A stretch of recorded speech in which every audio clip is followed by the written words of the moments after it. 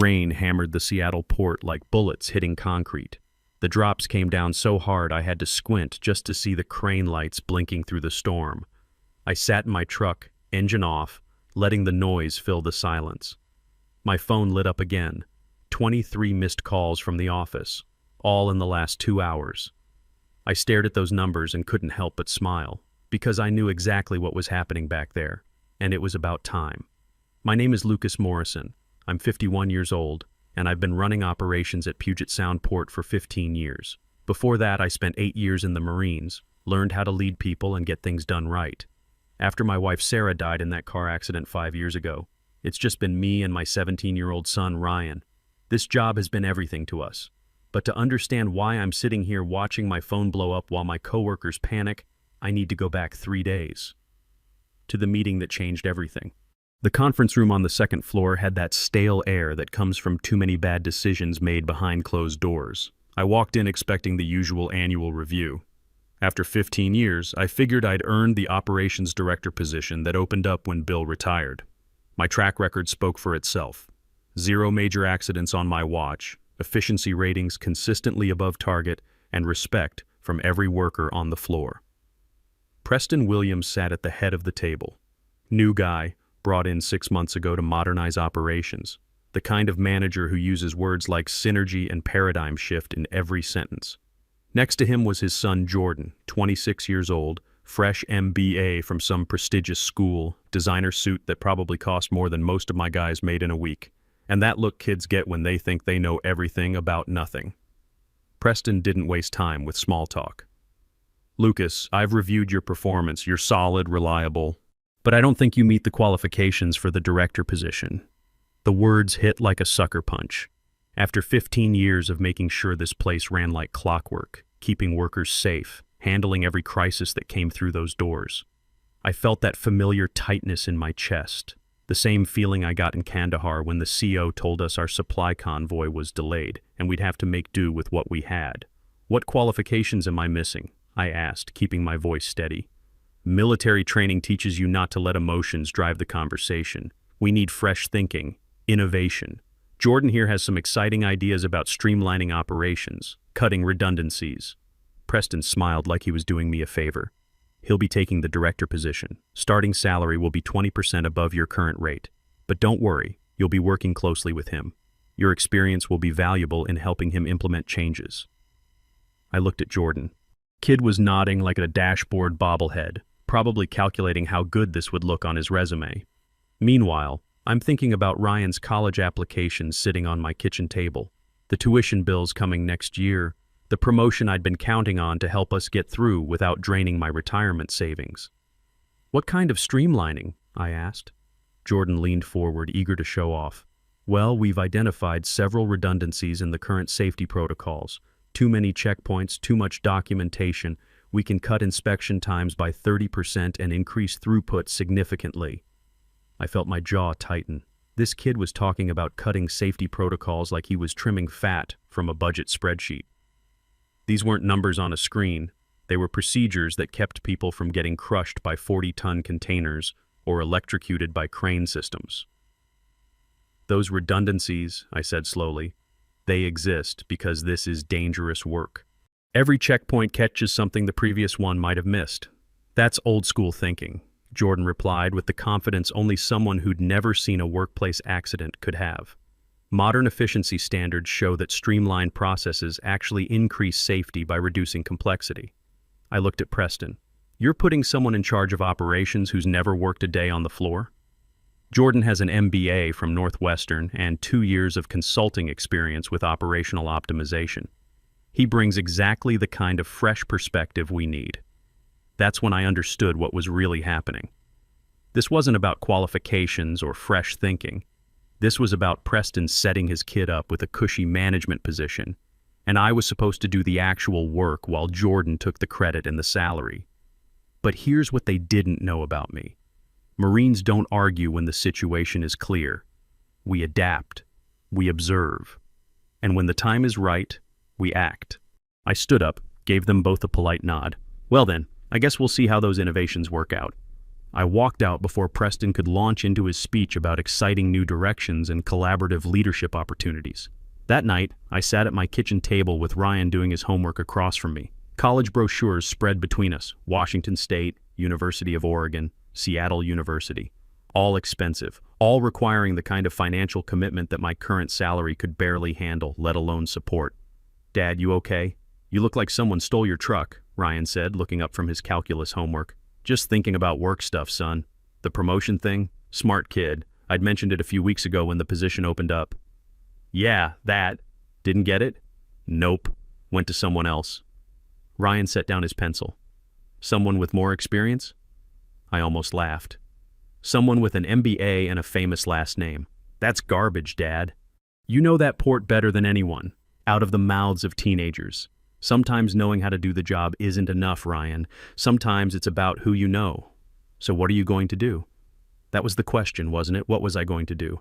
I'd spent 15 years being the guy everyone came to when things went wrong, the one who stayed late to fix problems, came in early to prevent them, and worked weekends when crises hit. I'd been carrying this place on my back, and they'd just told me I wasn't qualified to officially do what I'd been doing all along. I pulled out my job description, the actual one, not the expanded version I'd been living by, really read it for the first time in years. "Dad, yeah, son, whatever you decide, I'm proud of you. You've always done right by people. Smart kid, smarter than his old man sometimes." That night, as I lay in bed listening to the rain against the windows, I made my decision. I was going to do exactly what they asked me to do. Nothing more, nothing less. Just my job, as written, performed to the letter. Sometimes the best way to prove your worth isn't to argue about it. Sometimes you just have to step back and let people see what happens when you're not there to catch everything that falls. I showed up Monday morning at exactly 8 a.m. Not 6:30 like usual. Not early enough to check the overnight reports, handle the equipment issues, or brief the morning crew on potential problems. Just 8 a.m. sharp, like my job description specified. The parking lot felt different at that hour. Quieter.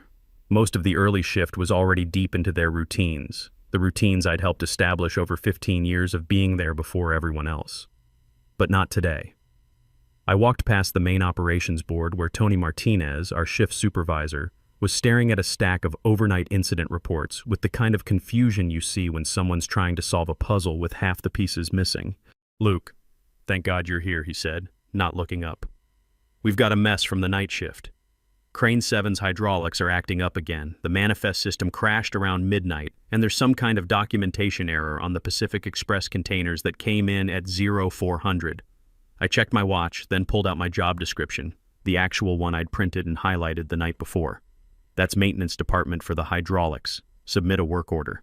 IT handles system crashes, and documentation errors go through the quality control office. Tony looked at me like I'd started speaking Chinese. "But you always handle the hydraulics issue. You know that system better than maintenance does. Not according to my official responsibilities." "Luke, what's going on? You feeling okay?" The truth was, I felt better than I had in months. Clearer. For 15 years, I'd been carrying the weight of 3 different departments because it was easier than watching things fall apart. But that weight had a cost. Nights when I came home exhausted, weekends spent thinking about work problems, the constant stress of being the person everyone expected to have all the answers. "I'm fine, Tony. Just following proper procedures." I headed to my desk and started on my actual assigned tasks. Container routing schedules for my designated zones. Safety compliance documentation for my specific areas of responsibility. Equipment inspection reports for the machinery under my direct supervision. It was strange how quiet my phone was. Usually by 8:30 I'd have fielded a dozen calls about problems that weren't technically mine, but that I'd solve anyway because it kept things moving. Today, silence. Around 9:15, Jordan showed up for his first day as operations director. Fresh haircut, new hard hat that still had the stickers on it, and a leather portfolio that looked like it cost more than most of my tools. He made a beeline for my desk. "Lucas, good morning." "Lucas. Ready for an exciting day of operational improvements?" "Morning, Jordan. What can I help you with?" Well, I wanted to start by reviewing our current efficiency metrics and identifying areas for immediate optimization. I gestured to my computer screen. "My efficiency reports are all up to date. Everything's in the system. Great. And what about the overall operational status? Any issues from the overnight shift? You'd need to check with the night shift supervisor for that information. I wasn't here. Jordan's smile faltered just a bit. But don't you usually... Preston mentioned you typically handle the transition briefings. That was something I did voluntarily.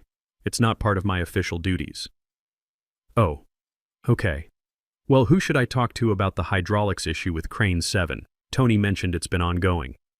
Maintenance department. Jimmy Rodriguez is the hydraulics specialist. And the manifest system problems? IT department. Sarah Parker handles database issues. The documentation errors? Quality control. That would be Mike Thompson's area. Jordan was scribbling notes frantically, his confidence evaporating with each answer. This is more compartmentalized than I expected. Most operations are, when you follow the organizational chart. What Jordan was discovering, what his MBA program apparently hadn't taught him, was the difference between how organizations work on paper and how they work in reality. On paper, every department had clear responsibilities and clean handoff procedures. In reality, most places only function because people like me spend their careers bridging the gaps between what departments are supposed to do and what actually needs to get done. By 10:30, the cracks were starting to show. I watched from my desk as Jordan bounced between departments, trying to get answers about problems that required the kind of institutional knowledge you don't learn from org charts. Tony came by my desk around 11, looking frustrated. Luke, Jordan asked me about the morning delay protocol. I told him it's not written down anywhere, that you just handle it based on weather and shipping schedules. Sounds like something the operations director should document then. But you know that protocol better than anyone. You created it. I did. On my own time, based on my own experience. Never got asked to make it official policy. Tony stared at me for a long moment. This is about the promotion, isn't it?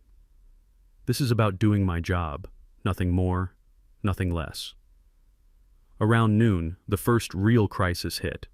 Rodriguez from the loading dock called in. One of the new guys had tried to move a container without following proper spotting procedures, and now we had a 20-ton container sitting at an angle on the dock, blocking access to 3 other units that were supposed to ship out on the afternoon tide. My phone rang. It was Jordan. Lucas, we have a situation on Dock 7. Can you come take a look? Is it in my designated zone? What? Dock 7 is managed by the West Operations team. I handle East Operations. But this is urgent. We need someone with experience. Then you should contact the West Operations supervisor. That's Maria Santos. Maria's at lunch. We need someone now. I looked at my job description again. My lunch break starts in 10 minutes. You'll need to wait for Maria to return or handle it yourself. The silence on the phone stretched long enough that I wondered if he'd hung up. Finally, fine, I'll figure it out. I went to lunch at exactly noon, like my schedule said. The cafeteria had a view of the docks, and I could see Jordan down there with a cluster of workers, all of them looking up at the tilted container like it was some kind of puzzle they couldn't solve. Rodriguez waved at me through the window. Good guy. Been here 8 years. Learned proper procedures the hard way. He knew what needed to be done. Call in the heavy equipment, use the stabilizer chains, coordinate with the crane operator to lift and reset the container. Basic stuff. But it required someone with authority to make the call. I ate my sandwich and watched Jordan make phone calls. Probably trying to reach Preston, or maybe calling Maria to see when she'd be back from lunch. What he should have been doing was taking charge, making the call, accepting responsibility. But that's the thing about people who've never been in actual leadership positions. They think leadership is about having the right answer, when really it's about making decisions with incomplete information and living with the consequences. By 12:30, they'd gotten the container situation sorted out. Maria had come back from lunch early and handled it in about 10 minutes. But those 30 minutes of delay would cascade through the afternoon shipping schedule, creating problems that someone would have to solve. That someone used to be me. Today, it would be whoever was officially responsible. When I got back from lunch, Jordan was waiting at my desk. His hard hat was crooked, his shirt was sweaty, and he looked like a man who was beginning to understand the difference between theory and practice. Lucas, I need to ask you something. Sure. How did you learn all this stuff? The protocols, the procedures, the relationships with all the different departments? 15 years of showing up early, staying late, and caring more about getting things done than about whose job it technically was. He nodded slowly. Preston mentioned you'd be helping me transition into the role. I'm happy to answer questions during my scheduled consultation hours. Consultation hours? Tuesdays and Thursdays, 2 to 4 p.m. You can book time through the administrative assistant. Jordan stared at me like I'd told him the port was moving to Mars. But what if there's an emergency? Then you handle it. That's what directors do. That afternoon, I watched the port struggle with the kind of small problems that I'd been solving invisibly for years. Nothing catastrophic, just the daily friction that accumulates when systems don't quite fit together the way they should. Jordan spent most of his time on phone calls, trying to coordinate responses to issues that could have been prevented with a little foresight and institutional knowledge. At 5 p.m. exactly, I shut down my computer, grabbed my jacket, and headed for the parking lot. As I walked past the operations center, I could see Jordan still there, surrounded by papers and looking overwhelmed. Ryan was waiting for me when I got home, college applications spread across the kitchen table. "How is the new job dynamic, Dad?" "Educational," I said, "for everyone involved. Think they're learning anything? We'll see. Sometimes people need to feel the weight of responsibility before they understand what it means to carry it." Ryan looked up from his essay. "You know, Mr. Peterson at school says the best teachers don't give you the answers. They let you figure out the questions." Smart kid. Definitely getting that from his mother's side. Tuesday morning brought our first real test. I arrived at 8 a.m. to find the overnight supervisor's report sitting on my desk with a red flag attached. The international symbol for somebody screwed up, and we need the cavalry. The report was 3 pages long, but the important part was in the first paragraph. Crane 7's hydraulic system had finally given up completely around 3 a.m. The night crew had tried to jury-rig a temporary fix using the backup system, but without proper authorization for the repair protocol, they'd just shut it down and flagged it for the morning shift. Crane 7 was our heavy lift unit, the one we used for the oversized containers that couldn't be handled by the standard equipment. And according to the shipping manifest, we had 12 oversized units coming in on the Pacific Express, due to dock at 10 a.m. My phone started ringing at 8:15. "Tony. Luke, we've got a problem. Crane 7's down and we've got heavy containers coming in. What do you want me to do?" I pulled up the equipment assignments on my computer. "Crane 7 isn't in my operational zone, Tony. That's West Dock equipment, but you know the backup procedures better than anyone. You wrote half of them. I wrote them on my own time as suggestions. They were never officially adopted as policy. Come on, Luke. We need that crane operational in 2 hours. Then you need to contact maintenance and the West Dock supervisor. I'm sure they'll figure it out." The silence on the line told me everything I needed to know. Tony was realizing what Jordan had started to understand yesterday, that the unofficial system they'd been relying on was built entirely on my willingness to work outside my assigned responsibilities. At 8:30, Jordan called. "Lucas, I need you to take a look at the Crane 7 situation. The maintenance team says they need operational input before they can proceed with repairs. I'm scheduled for consultation hours Thursday afternoon. You can book a slot. This can't wait until Thursday. We've got a ship coming in, then you'll need to handle it yourself or find someone else with the appropriate authority. But I don't know the technical specifications. Neither did I when I started here 15 years ago.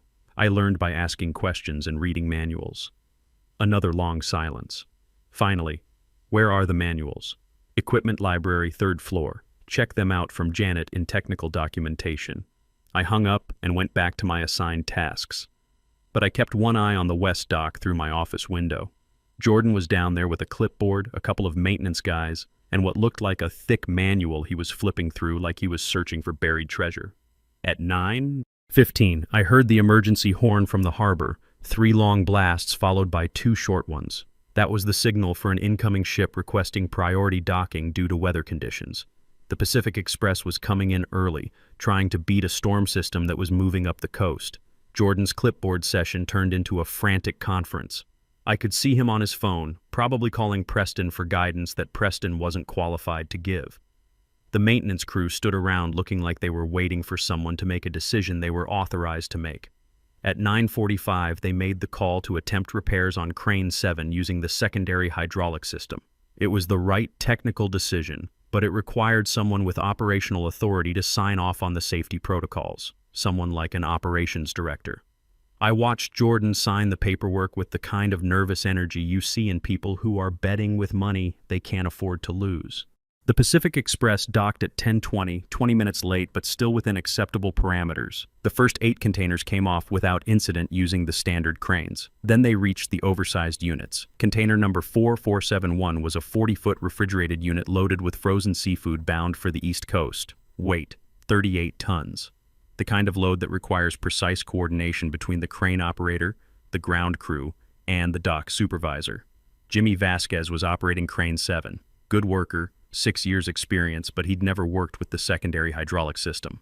Under normal circumstances, I would have been down there walking him through the process, explaining the differences in lift speed and load capacity, making sure everyone understood the modified safety protocols.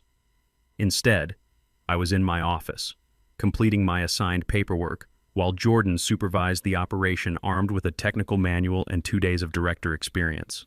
The first sign of trouble was the sound. A high-pitched whine from the hydraulic system that meant the pressure was running higher than optimal. The second sign was the way the container swayed during the initial lift, a subtle oscillation that suggested the load wasn't properly balanced. I stood up from my desk and moved to the window. This was going to go bad, and I could see it happening in real time. Container 4471 cleared the ship and started its swing toward the dock. Standard procedure called for a slow, controlled movement with multiple checkpoints to ensure load stability. But the secondary hydraulic system operated at different pressure levels than the primary system, which meant different lift speeds and different response times for operator inputs. Jimmy compensated for the slower response by overcorrecting his movements. The container began to oscillate more severely. Jordan was on his radio, probably asking Jimmy to steady the load, but from my vantage point I could see the fundamental problem. They were using equipment they didn't fully understand to perform an operation they weren't properly trained for. The cable snapped at 10:47 a.m. 38 tons of frozen seafood dropped 15 feet and hit Dock 7 like a bomb. The impact sent Rodriguez, who'd been working the guidelines, scrambling backward. But the secondary impact, the container bouncing and rolling, caught him in the leg. The emergency horn started immediately. Long, continuous blast that meant injury on the dock, all operations cease, emergency response teams deploy. I was already moving before the horn finished its first cycle. Military training kicks in when people are hurt. You respond first, worry about protocols later. But I stopped myself at the office door. Rodriguez was down, Jordan was in over his head, and the entire West Dock operation was shut down. But this wasn't my zone. This wasn't my responsibility. This was what happened when you put someone in charge of operations they didn't understand and cut the safety redundancies they thought were unnecessary. I watched through my window as the paramedics worked on Rodriguez. Conscious, talking, probably just a broken leg, but it could have been worse. A lot worse. My phone was ringing non-stop now. Preston, the Port Authority, insurance investigators, OSHA. Everyone wanting to know what happened, who was responsible, and what our response plan was. I let it ring. At 11:30, Preston showed up at my office door. No knock, no greeting, just a man in panic mode. "Lucas, I need you down there. Now. Need me for what?" "The OSHA investigator wants to interview someone with operational knowledge about the accident. Jordan's been trying to explain our procedures, but he doesn't know our procedures. That's not... Look, this is a crisis. We need all hands." I looked at him calmly. "My hands are busy with my assigned responsibilities. If you need operational expertise for the investigation, you'll need to assign that task to someone with the appropriate authority." Preston's face went red. "You're the senior operations person." "No, I'm not. Jordan is the operations director. I'm senior operations supervisor, East Division. The accident happened in West Division." "This is about the promotion, isn't it?" "Fine. You want to talk about a raise, a title change? We can discuss it after we get through this crisis." I shook my head. "This isn't about money, Preston. This is about competence. You put someone in charge of operations who doesn't understand the job, told him to cut safety procedures to improve efficiency, and now someone's in the hospital. That's not a personnel issue. That's a leadership failure." Preston stood in my doorway for a long moment, probably running through his options. Finally, "What do you want?" "I want you to handle the crisis you created. With the director you appointed and the procedures he recommended." Preston left without another word. Through my window, I could see him heading back to the cluster of officials and investigators surrounding the accident scene. Jordan was there with his clipboard and his manual, trying to answer questions about procedures he was learning as he went. Rodriguez was on his way to the hospital. The West Dock was closed indefinitely. Container 4471 was leaking seafood juice across 200 square feet of concrete. And somewhere in the Port Authority building, people were making decisions about whether Puget Sound Port was competent enough to handle major shipping contracts. My phone showed 47 missed calls. I went to lunch. That afternoon, I sat in my truck in the parking lot watching the rain and those 47 missed calls. The storm had gotten worse, turning the port into something that looked like a disaster movie set. But the real disaster wasn't the weather. It was happening in the conference rooms where people were trying to explain how a simple container operation had turned into an OSHA investigation and a worker in the hospital. Ryan texted me around 2 p.m. "Dad, heard about an accident at work on the news. You okay?" I texted back, "I'm fine. Sometimes people need to learn the difference between managing and leading. Come home when you can. Made your favorite. Chili and cornbread. Smart kid. He knew when his old man needed comfort food." My phone rang again. This time it was Helen Rodriguez from the Port Authority Board. Not Preston, not Jordan, but the woman who actually made decisions about the future of this place. "Lucas, we need you in the emergency board meeting. Now. Ma'am, I'm off duty. If this is work-related, you'll need to contact my supervisor. Your supervisor is part of the problem, Lucas. We need someone who understands how this port actually operates." I could hear the desperation in her voice. The same desperation Preston had been hiding behind his corporate speak all week. "I'll be there in 20 minutes. The boardroom was packed like a courtroom on the day of a verdict. Port Authority members, union representatives, insurance investigators, OSHA officials, and shipping company executives on speakerphone. Preston sat at the table looking like a man watching his career get fed into a wood chipper. Jordan was conspicuously absent, probably at the hospital getting his story straight with lawyers. Helen Rodriguez called the meeting to order.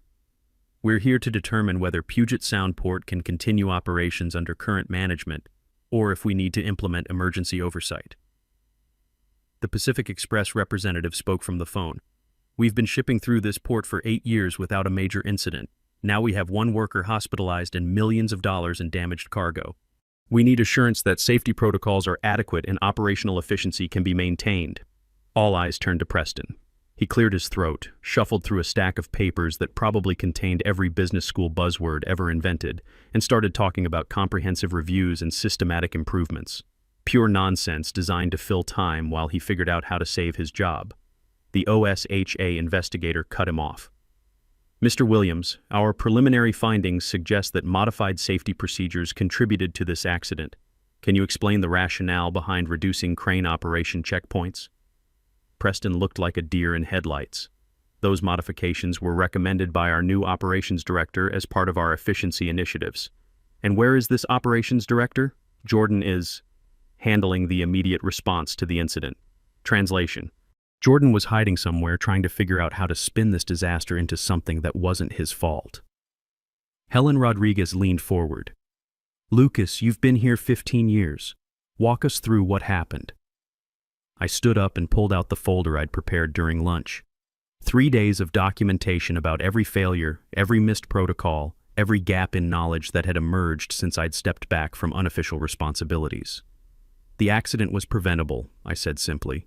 "It resulted from 3 critical failures: inadequate equipment knowledge, modified safety procedures, and insufficient operational oversight." I walked them through the timeline. How Crane 7's hydraulic issues had been flagged for weeks but never properly addressed because the person who understood the system wasn't officially responsible for it. How Jordan's efficiency improvements had eliminated redundant safety checks that existed specifically to prevent load stability issues. How the accident happened because someone with theoretical knowledge tried to supervise an operation that required practical experience. "The fundamental problem isn't equipment failure or worker error," I continued. "It's a management structure that prioritizes credentials over competence and efficiency over safety." Preston tried to interrupt. "Our new operational model was designed to streamline processes and improve productivity. Sir, with respect, your operational model was designed by someone who's never operated a crane, never supervised a loading dock, and never had to explain to someone's family why they didn't come home from work."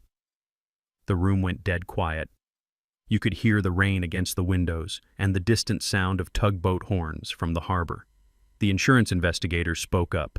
"Mr. Morrison, what would it take to restore operational safety and efficiency? Complete documentation of all safety procedures, mandatory hands-on training for all supervisory personnel, and operational oversight by someone with actual field experience, not just MBA theory." Helen Rodriguez nodded. "Would you be willing to take on that oversight role?" I looked around the room, at Preston, who was staring at his hands like they contained the answers to questions he'd never thought to ask, at the union rep who was nodding approval, at the faces of people who were finally understanding that running a port wasn't the same as running a spreadsheet. I'd need full authority over safety protocols and operational procedures. I'd need the operations director position with real decision-making power, not advisory input. And I'd need compensation that reflects the responsibility. Preston finally looked up. "Lucas, I'm sure we can work something out." "Sir, this isn't a negotiation with you anymore." Helen Rodriguez smiled for the first time all day. "Lucas, the board is prepared to offer you the operations director position, full authority over safety and operational procedures. 25% salary increase effective immediately, plus back pay adjustment for the responsibilities you've been handling unofficially." I nodded once. "I can work with that." The Pacific Express representative spoke from the phone.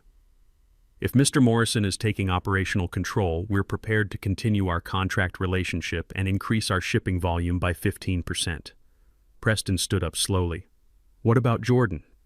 "Jordan can start as a trainee in the East Division," I said. "Learn crane operations, dock procedures, and safety protocols. If he's serious about port management, he'll need to understand what he's managing from the ground up." "And my position?" Helen Rodriguez answered that one. "Preston, you'll be transitioning to Special Projects Coordination, effective immediately." 3 weeks later, I'm sitting in my actual office, the one with the window that overlooks both the East and West docks, watching the port run the way it's supposed to. Smooth, safe, efficient. No emergency horns, no panicked phone calls, no last-minute heroics to prevent disasters that should never have been disasters in the first place. Jordan shows up every morning at 7 a.m. now, wearing work boots instead of designer shoes, learning crane operations and safety procedures from the ground up. Turns out when you strip away the entitlement and force him to start from the bottom, he's actually not a bad kid. Just needed someone to teach him the difference between reading about leadership and actually leading people. Rodriguez is back at work, leg healed, with a story that gets more dramatic every time he tells it. The West Dock is running better than ever, and the safety protocols we've implemented are being adopted as industry standards. Preston found a position with a consulting firm downtown, probably for the best. Some people are better at thinking about work than actually doing it. But the best part came yesterday evening when Ryan brought me his acceptance letter from Washington State University. Full scholarship, academic merit, and leadership recommendation. Turns out having a father who people respect for more than just fixing their problems opened some doors I never knew existed.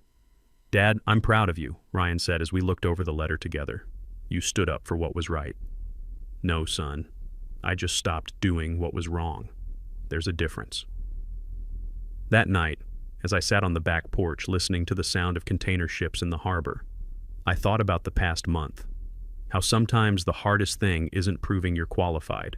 It's making other people recognize that they've been taking your qualifications for granted. I didn't have to fight for respect. I just had to stop giving it away for free. And now, every morning when I walk through those gates, people nod to me like they mean it. Not because I'm the guy who fixes their problems, but because I'm the guy who knows how to keep problems from happening in the first place. Sometimes justice isn't loud or dramatic. Sometimes it's just the quiet satisfaction of watching people finally understand what they should have known all along. The rain stopped, and in the distance, I could hear the evening shift taking over, everything running exactly as it should. Your value doesn't decrease because someone fails to see it. It just waits quietly until reality forces them to look.